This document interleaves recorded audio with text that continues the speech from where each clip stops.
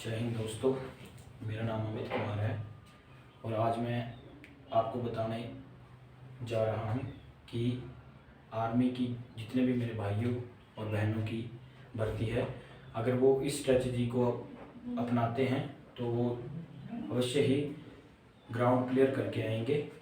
तो ये 400 मीटर का ट्रैक बनाया है, 4 चक्कर लगेंगे इसके 1600 मीटर। तो देखो कैसे ये आपका स्टार्टिंग पॉइंट है और यही एंड पॉइंट होगा। और मान लो कि यहाँ पे 200 या 200 भी होता है, 150 भी, इतने के तकरीबन ही जो युवा हैं वो दौड़ाए जाते हैं। अगर मान लिया कि यहाँ पे 150-200 जो आपके युवा हैं वो खड़े हैं रैली के लिए और आपका नंबर जो है वो सबसे पहली लाइन पे पड़ता है, पहले तो कोशिश यही करनी है कि आपका नंबर पहली लाइन पे पड़े। अगर बाय द वे आपका नंबर पहली लाइन पे पड़ जाता है तो आपने क्या करना है, सबसे पहले यहाँ जैसे ही गो होती है यहाँ से निकलना है और आपने ये वाला ट्रैक जो पकड़ लेना है और इसी ट्रैक में चलते रहना है। और कोशिश यही रखनी है कि टॉप 5 टॉप 10 के बीच में ही रहें, उसे लास्ट में ना जाएं। और लास्ट चक्कर में जितना जोर लगा सकते हैं उतना लगा ले, जोर बचा के नहीं रखना है क्योंकि बाद में तो लगना नहीं, एक बार ही रैली होगी तो उसमें पूरा ही जोर लगा देना है अपना। और अगर आपका नंबर पहले पड़ता है तो आप यहाँ से निकलो और सीधे ये वाला ट्रैक पकड़ लो और दौड़ते रहो तो आपका ग्राउंड इजीली ही क्लियर हो जाएगा। अगर by the way in case आपका नंबर जो वो बीच में करता है यहाँ पे, तो आपको क्या करना है, देखो जैसे ही गो होगी तो तकरीबन यहाँ पे आपको 50 मीटर का फर्क तो पहले जब आप खड़े हो जाएंगे तभी पड़ जाएगा। जैसे गो होगी तो यहाँ तो समझने वाली बात है कि जैसे ही गो होगी तो जो पहले वाला बंदा होगा उसका कदम पहले उठेगा, जैसे उसका पहले उठेगा तो वो आपसे आगे ही पहुंचेगा।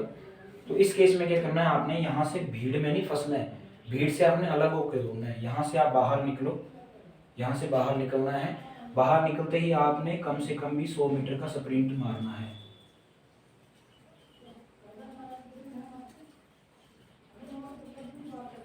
सौ मीटर स्प्रिंट मारना है। 100 मीटर स्प्रिंट मारने के बाद आपने फिर यहाँ अंदर की ओर चले जाना है।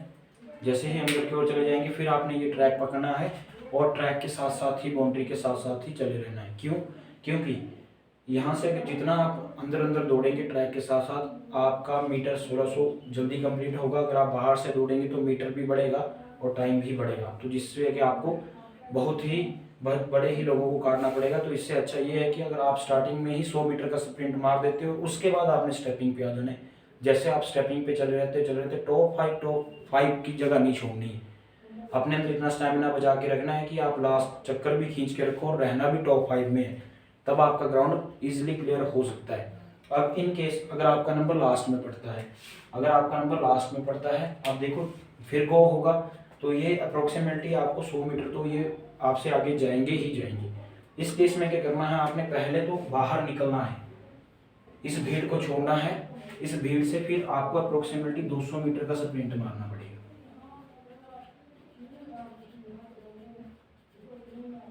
200 मीटर का स्प्रिंट मारने के बाद फिर आपको ये अंदर का ही ट्रैक पकड़ना है। 200 मीटर स्प्रिंट मारने के बाद आप क्या कीजिए, इजीली स्टेपिंग करते रहिए, स्टेपिंग पे चलते रहिए। और मैं फिर एक बात को दोहरा रहा हूँ कि टॉप 5 और टॉप 10 में ही रहना है आपने, इससे पीछे नहीं रहना है। और जैसे ही तीसरा राउंड स्टार्ट होता है तो अपने कदम को और धीरे धीरे बढ़ाते चलना है। जैसे ही आपका लास्ट राउंड चलता है तो जितनी भी जान है वो पूरी लगा देनी है और लास्ट का 100 मीटर स्प्रिंट वो तो जरूर लगाना ही लगाना है। अगर आप मेरी इस स्ट्रेटजी को अपनाते हैं तो आपका ग्राउंड जरूर क्लियर होगा ही होगा। तो आप सब भाई और बहनों से मेरा ये निवेदन है कि आप इस ट्रैक को ठीक से समझें और ठीक से प्रैक्टिस करें, और जैसे मैंने बताया है वैसे ही अगर आप करेंगे तो आपका ग्राउंड अवश्य ही क्लियर होगा। जय हिंद, जय भारत।